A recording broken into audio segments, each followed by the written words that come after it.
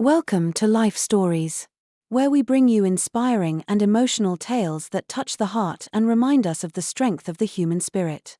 In today's story, a chance encounter on a quiet road changes two lives forever. Jack, a compassionate lawyer, crosses paths with Sarah, a mother struggling against betrayal and desperation. What unfolds is a gripping journey of courage, justice, and the fight to uncover the truth. Stay with us as we delve into this incredible tale of resilience and hope. Don't forget to like, comment, and subscribe to Life Stories to start today's journey. It was supposed to be just another peaceful evening. Jack had spent the day celebrating the wedding of an old friend, a rare occasion that pulled him away from his usual responsibilities as a successful attorney. The evening had been filled with laughter, warm embraces, and the kind of joy that comes from reconnecting with people you rarely see but always cherish. As the festivities ended, Jack found himself driving home through the winding country roads that bordered the city. The air was cool, crisp, and carried a hint of the earth after the earlier rain. The hum of his car engine was a soothing contrast to the silence outside. Jack rolled down the window slightly, letting the night breeze sweep through the interior. The weight of his busy life felt lighter in moments like these, when he could simply breathe and exist without expectation. He had left behind the vibrant chaos of the wedding, finding solace in the stillness of the night. As he turned a sharp corner, his headlights swept across the side of the road, illuminating a figure. He blinked, thinking it might have been a trick of the light, but the shape remained motionless, hunched, and undeniably human. Instinctively, Jack slowed the car, his heart tightening with concern. A lone woman sat by the roadside, her arms wrapped around her knees as if trying to shield herself from the world. Her posture spoke of despair, a silent cry for help that cut through the serenity of the night. Jack pulled over cautiously, stepping out into the cold air. The woman didn't move, her gaze fixed on the ground as if she hadn't noticed his approach. Her clothes were rumpled and slightly soiled, her hair disheveled, and her face streaked with tears. Something about her vulnerability struck a chord deep within him. "Are you all right?" Jack asked gently, keeping his distance so as not to startle her. The woman flinched at the sound of his voice, her head snapping up. Her eyes, large and filled with a mix of fear and despair, met his. For a moment, she seemed unsure whether to respond or retreat. Finally, she spoke, her voice trembling. "No," she said, almost in a whisper. "No, I'm not." Her accent was soft, her words heavy with exhaustion. Jack crouched slightly to meet her eye level, his movements deliberate and non-threatening. "What happened? Are you lost?" he asked, his tone calm but tinged with concern. A bitter laugh escaped her lips, quickly dissolving into a sob. "Lost? No. My husband, he left me here. Just drove off. Told me I could figure it out on my own." The raw pain in her voice was palpable. Jack felt his chest tighten. Why would he do that? "That's cruel." "Because he can," she said, her voice breaking. "Because he doesn't care. Because I'm nothing to him." Jack's heart ached at her words. He didn't push her for more details, sensing she wasn't ready to share everything. Instead, he asked softly, "Do you have anywhere to go? Family? Friends nearby?" The woman shook her head, her movements slow and deliberate, as if the weight of her circumstances had sapped her strength. "No one close," she murmured. "I don't even know where I am." Jack hesitated. He was a man who valued his privacy, his life carefully compartmentalized between work and solitude. But something about her despair, her fragility, compelled him to act. He couldn't, in good conscience, leave her here alone. "Look," he said after a moment, "I know this might sound strange, but I live not far from here. You're welcome to come to my place for the night. You can figure out your next steps in the morning. It's better than staying out here in the dark." Her eyes widened in surprise, her lips parting as if to protest.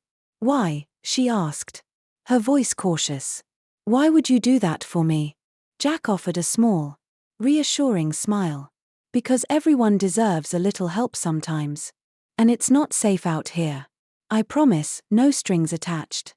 The woman studied him for a long moment, her gaze searching his face for any hint of malice or ulterior motives. Finally, she nodded, her movements hesitant but resolute. "Okay. Thank you." Jack extended a hand to help her up. She hesitated before taking it, her grip tentative but firm. As she stood, he noticed how small and weary she seemed, as if life had taken more from her than it had given. She introduced herself as Sarah, her voice quivering as she spoke her name, as if even that simple act required courage. The drive to Jack's house was quiet. Sarah sat stiffly in the passenger seat, her hands clenched tightly in her lap, staring out the window. Jack didn't press her to talk, sensing she needed space to process whatever storm raged inside her. When they arrived, Jack led her inside, showing her to the guest room and offering her fresh towels and some food. She accepted with a faint, almost imperceptible smile. As he left her to rest, Jack couldn't shake the image of her tear-streaked face. There was something about Sarah's story that felt incomplete, as though the true weight of her burden had yet to be revealed. That night, as Jack lay in bed, sleep eluded him. The silence of his home, once comforting, now felt heavy with unanswered questions. Who was Sarah? What had driven her to such desperation? And why, despite barely knowing her, did he feel so deeply drawn to her plight? The questions lingered in his mind, mingling with the memory of her voice, her sorrow, and the flicker of hope that had appeared when he offered her help. For reasons he couldn't yet explain, Jack knew this encounter was more than a fleeting moment of kindness. It was the beginning of something larger, something that would test the very core of who he was and what he stood for. As the moonlight filtered through his window, Jack made a silent vow, whatever came next, he would stand by Sarah's side. Because sometimes, life's greatest lessons come not from grand plans, but from the quiet, unexpected moments that force us to confront the depth of our humanity. The morning sunlight streamed through the windows of Jack's home, casting warm patterns across the hardwood floor. The house was quiet except for the faint hum of the refrigerator and the occasional chirp of birds outside. Jack had left early for work, slipping out silently to give Sarah time to rest. He felt confident she would be safe, and he planned to call a friend later to discuss how he could best help her move forward. But while Jack was immersed in his busy morning, Sarah was far from calm. She sat on the edge of the guest room bed, her hands trembling as she stared at her lap. The events of the past weeks replayed in her mind, the bitter argument with her husband, his cruel abandonment, and the choices she'd been forced to make for her son's sake. Every moment felt like a burden pressing heavier on her chest. She knew she couldn't outrun her reality, and she was right. The confrontation came sooner than she had feared. Around mid-morning, the sharp, insistent sound of knocking echoed through the house. Sarah froze, her breath catching in her throat. "Police, open up."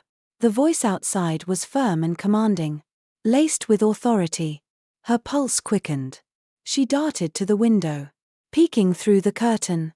Two officers stood on the porch, their postures rigid, their faces unreadable. She backed away, her mind racing. Before she could think of what to do, the door swung open.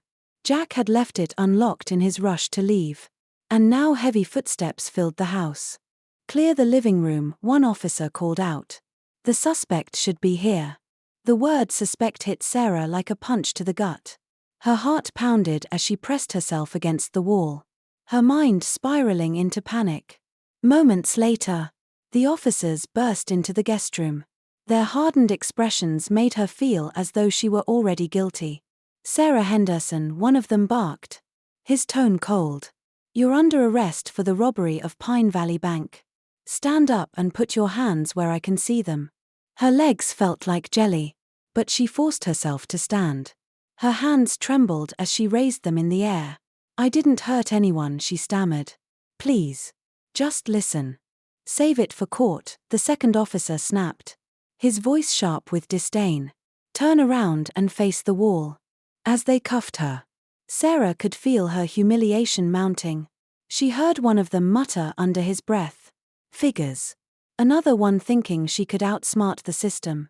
The venom in his words stung, not just for their cruelty but for the implication behind them, an all too familiar prejudice she had encountered throughout her life.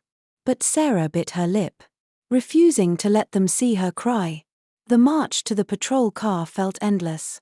The commotion had drawn neighbors from their homes, and Sarah felt their stares burning into her skin. Whispers and murmurs surrounded her like a suffocating fog. "I knew she looked suspicious," an older woman said, leaning toward her husband. "Always up to no good," a man muttered, shaking his head. Sarah kept her gaze fixed on the ground, trying to block out their words, their judgment. It was too much. Yet all she could do was endure. The ride to the police station was no better. The officers exchanged snide comments, laughing at her expense. "Think the lawyer knew he was harboring a fugitive?" one asked. "Bet he regrets that charity case now." At the station, the processing was cold and invasive. Fingerprinting, mugshots, and searching stripped away the last remnants of Sarah's dignity. She felt like a criminal, though deep in her heart she knew she had only been trying to save her son. Later that day, Jack returned home, his thoughts preoccupied with how he might help Sarah rebuild her life. But as he pulled into his driveway, an uneasy feeling crept over him. The door to his house was slightly ajar, and muddy footprints trailed inside. His heart sank as he stepped through the threshold. The guest room was empty, its bedding rumpled but untouched since the morning. Grabbing his phone, Jack immediately called his friend, Detective Reynolds. "Reynolds. It's Jack," he said, his voice urgent. "Did the police pick up a woman from my house today? Her name is Sarah Henderson." There was a pause on the other end before Reynolds sighed. "Yeah, Jack. She's at the station now. But what were you thinking? Do you even know who she is?" "I know she's a woman who needed help," Jack shot back. "Now, tell me what's going on." "She's wanted for robbing Pine Valley Bank," Reynolds replied. "Took a significant amount of money, enough to get every cop in the city looking for her." Jack's mind reeled. "That doesn't make sense," he said, pacing the room. "She doesn't seem like the type. Desperation makes people do things." Reynolds replied, "Look, I'll dig into it. But I'd be careful if I were you. Harboring a fugitive isn't exactly a good look." Jack ended the call, frustration boiling inside him. Something didn't add up. The Sarah he'd met wasn't a criminal. Her anguish, her despair, it wasn't the mask of a liar but the burden of someone who had been broken by life. Determined, Jack grabbed his keys and headed for the police station. He needed answers. And if there was even a shred of doubt about Sarah's guilt, he was prepared to fight for her. Because no one deserved to be condemned without the truth being revealed. Jack arrived at the police station with a resolute determination that matched the sharp clicks of his polished shoes against the tiled floor. His tailored suit and commanding presence immediately drew the attention of the officers. He approached the front desk with his jaw set and his voice steady. "I'm here to see Sarah Henderson," he announced. "I'm her legal representative." The officer behind the desk, a gruff man with an air of indifference, barely glanced up from his paperwork. "She's in processing. You'll have to wait." Jack leaned in slightly, lowering his voice to a firm tone that left no room for argument. "You don't seem to understand. I'm not here to wait. I'm here to ensure my client receives the rights she's entitled to. If that's a problem, I'll take it up with your superiors." The officer sighed but picked up the phone. Moments later, Jack was escorted to an interrogation room. There, Sarah sat at a cold metal table, her wrists cuffed and her face pale and drawn. She looked up as Jack entered, and for a moment, her eyes filled with relief before quickly dimming under the weight of her situation. "Sarah," Jack said gently as he took a seat across from her. Are you okay? She gave a faint, bitter smile. I've been better, she replied, her voice barely above a whisper. They treated me like I wasn't even human. Jack's jaw tightened. He could only imagine the humiliation and degradation she had endured. But this wasn't the time to dwell on that. He needed to hear her side of the story, the whole story. We're going to fix this, he said firmly, his voice steady and reassuring. But I need you to tell me everything. No holding back. Sarah hesitated, her gaze dropping to the table. They won't believe me, she said after a long pause. They've already decided I'm guilty because of how I look. I believe you, Jack countered, leaning forward slightly, and I'll make them see the truth. But I need to know everything. Taking a deep breath, Sarah began to speak. She described her life as an employee at Pine Valley Bank, a diligent worker who had spent long hours trying to provide for her young son, whose health had begun to decline rapidly. When his medical expenses mounted beyond her ability to pay, Sarah had turned to her manager, pleading for an advance or a loan. Instead of compassion, she was met with scorn. He told me to figure it out myself, she said bitterly, her voice trembling. Said people like me shouldn't expect handouts. Jack listened intently as Sarah recounted her growing desperation. With no other options, she had taken a small sum from the bank's cash reserves, just enough to cover her son's immediate treatment. But the amount she admitted to taking was far less than what the police claimed had been stolen. It wasn't $50,000. Sarah insisted. I only took what I needed. I swear. Jack's mind worked quickly, piecing together the implications of her story. If Sarah's manager had seen her take the money, he could easily have inflated the amount to cover his own tracks. A grudge, combined with an opportunity, could explain why she was being framed for a far larger crime. Did anyone else see you? Jack asked. Any witnesses who might have exaggerated what happened? Sarah nodded slowly. My manager. He saw me. And I think he added more to the amount. He was always looking for reasons to get rid of me. Jack's resolve hardened. He stood, his expression steely. We'll get to the bottom of this. But first, I need to get you released on bail. Their conversation was interrupted by the entrance of Detective Reynolds. His face bore a conflicted expression as he looked between Jack and Sarah. Alex, Reynolds said with a sigh, using the nickname only a close friend would. You've got your work cut out for you. Jack's tone was sharp. What's the case against her? Reynolds gestured for Jack to follow him out into the hallway. As they walked, Reynolds spoke in hushed tones. Her manager at Pine Valley Bank reported the theft. Claimed she stole nearly $50,000. We've got his testimony and some blurry footage from the security cameras. Blurry footage? Jack questioned, his brow furrowing. That doesn't sound conclusive. It's not. Reynolds admitted. But you know how these things go. She's already been labeled a criminal in the court of public opinion. Jack stopped in his tracks, his voice cutting through the tension. She's not a criminal. She's a mother trying to save her son. Reynolds sighed, his voice tinged with weariness. Look, I get it. But you'll need solid evidence to prove otherwise. Jack nodded, his mind already racing with the possibilities. This wasn't just about defending Sarah, it was about exposing the truth. He returned to his office and immediately called in a favor from a trusted private investigator.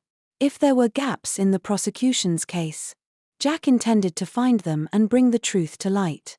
He would uncover every hidden detail, every inconsistency, and every ounce of evidence needed to clear Sarah's name.